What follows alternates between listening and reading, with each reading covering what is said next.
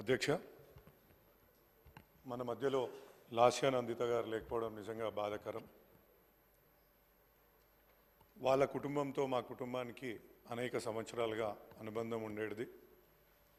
వాళ్ళ తండ్రి గారు సాయన్న 5 పర్యాయాలు గెలిచి కంటోన్మెంట్ ప్రాంతంలో ఎనలేని అభివృద్ధి చేసిన ఒక గొప్ప వ్యక్తి.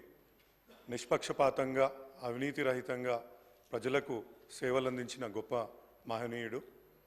ఆయన చనిపోయినాక ఆయన ఆశయాలకు అనుగుణంగా లాస్యా నందిత గారు కూడా కంటోన్మెంట్కి ఎంతో సేవ చేయాలని అనుకున్నారు. అర్ధాంతరంగా ఆమె మన మధ్య నుంచి వెళ్ళిపోవడం నిజంగా చాలా బాధాకరం. ఆ కుటుంబం ఎంతోమందికి కూడా స్ఫూర్తిదాయకంగా నిలిచిందని చెప్పడంలో ఎటువంటి సందేహం లేదు.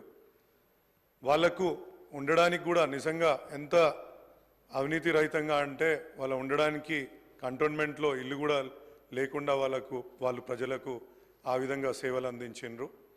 ఆ కుటుంబానికి గౌరవ ముఖ్యమంత్రి గారు ప్రభుత్వం ఒక ఇంటి స్థలాన్ని కూడా కేటాయించి వారికి ఘనంగా నివాళి అర్పించాల్సిందిగా ఈ సందర్భంగా ప్రభుత్వాన్ని కోరుతున్నాను. ఈ అవకాశం ఇచ్చినందుకు ధన్యవాదాలు అధ్యక్ష.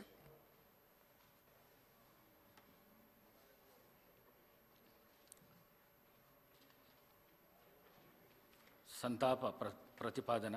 హైదరాబాద్ జిల్లాలోని సికింద్రాబాద్ కంటోన్మెంట్ ఎస్సీ శాసనసభ నియోజకవర్గ సభ్యురాలు కుమారి లాస్యా నందిత సాయన్న గారి మృతి పట్ల ఈ సభ తీవ్ర సంతాపాన్ని వ్యక్తం చేస్తూ శోకార్తులైన వారి కుటుంబ సభ్యులకు తన ప్రగాఢ సానుభూతిని తెలియజేస్తున్నది. కుమారి లాస్యా నందిత సాయన్న గారు 1987వ సంవత్సరంలో హైదరాబాద్ జిల్లాలోని చిక్కడపల్లిలో జి సాయన్న మరియు శ్రీమతి గీతా దంపతులకు జన్మించారు. వీరు కంప్యూటర్ సైన్స్లో బీటెక్ పూర్తి చేశారు.